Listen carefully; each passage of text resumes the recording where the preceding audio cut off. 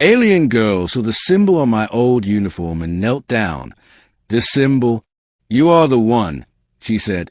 I hadn't worn the old uniform in years.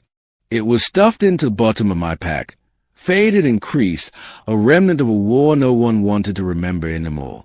The fabric smelled of dust and rust, but it still bore the emblem, a golden spiral circled by 7 wings, stitched into the left chest.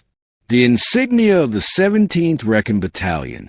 I only put it on again because the cold nights in the alien forests of Valthera were starting to bite harder than I expected. That night, I sat by the fire alone, chewing on protein bark, listening to the chirping growls of nocturnal creatures echoing from the trees. The fire cracked once, then again, loud, and that's when I heard a twig snap behind me. I stood fast, hand on my weapon. She emerged from the shadows, tall and slender, skin like silver glass reflecting the flames, eyes the color of old starlight. An alien girl, no older than 20 by human standards, though a species aged differently. She wore tribal wraps and bore no weapon. I don't want trouble, I said. She stayed, not at my face, but at my chest. Her breath caught.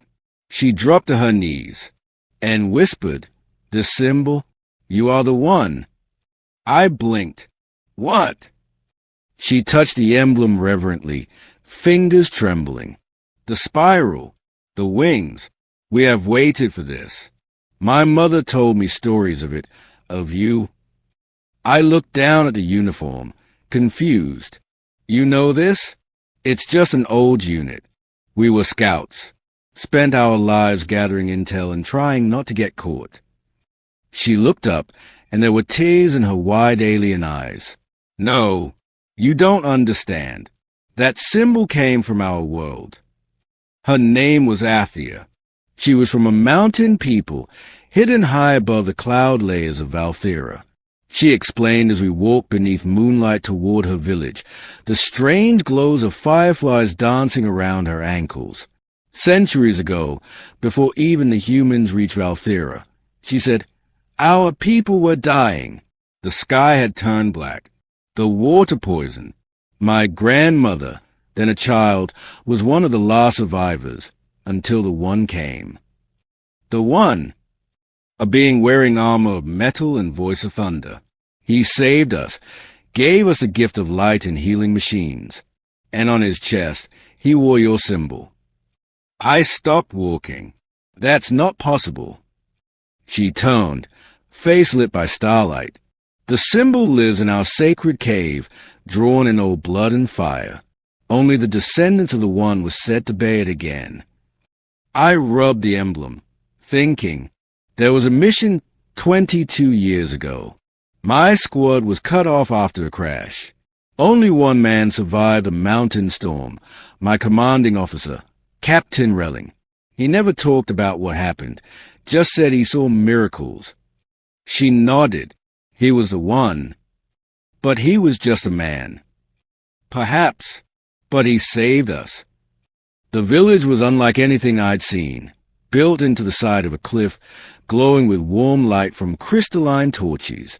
They welcomed me in stunned silence.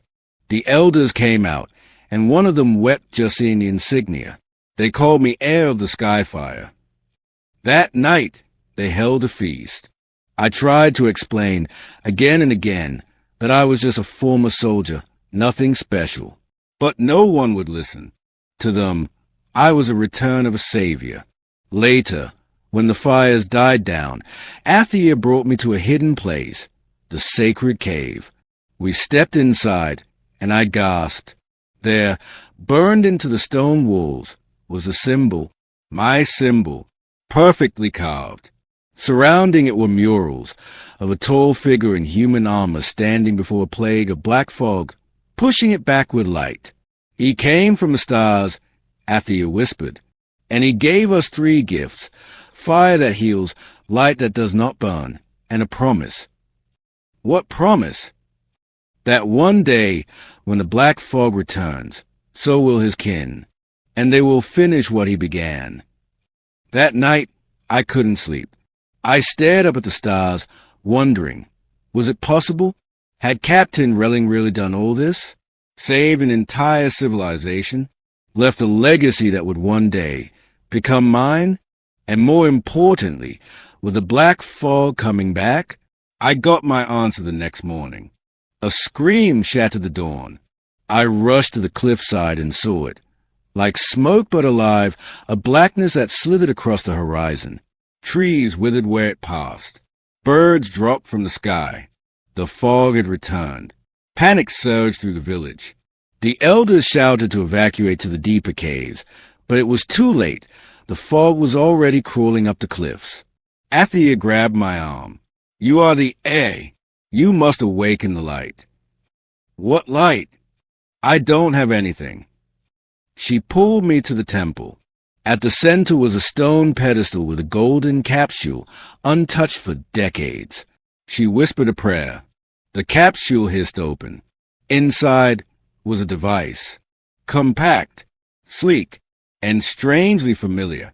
Relling's legacy, she said. Only one bearing his mark can activate it. I reached for it. My fingers trembled. As soon as I touched it, the device glowed, humming with energy. A spiral of golden light expanded, wrapping around my arm. It felt warm, alive, powerful. The fog struck the village border, and people began to scream. No time to think. I ran to the edge. The light pulsed, and my body moved without thought. I raised my arm, and the spiral expanded into a shield of radiant energy. The black fog shrieked as it touched the barrier. It retreated like a wounded animal. The villagers watched in stunned silence. I toned. I don't know what this is, but I'll protect you. I swear it. Athia stepped forward, eyes wide with awe. You are the one. The battle raged all day. The fog came in waves, hissing and twisting, trying to slither past the shield. But each time, I stood firm. The device grew hotter, burning into my veins like fire. But I didn't stop. When night fell, the fog retreated entirely. The cliffs were safe. The people cheered. I collapsed. When I woke, Athia sat beside me. You did it, she said softly. The prophecy is fulfilled. I tried to sit up. I'm not a savior. She smiled. No, you're something rarer, a man who stood when others would have run. She reached out, touched the symbol on my chest once more. Perhaps the universe does not send gods. Perhaps it sends people like you. They built a new mural in the sacred cave. This time, the figure bore my face. I didn't ask for it, but I didn't protest either. I stayed, helped them rebuild, taught them what I could. And every night, when the stars came out and the fires burned low, I'd look down at that old uniform, now patched and mended, the symbol brighter than ever, and I'd remember the girl who knelt before me and said, "You are the one." Maybe she was right. Maybe I had always been.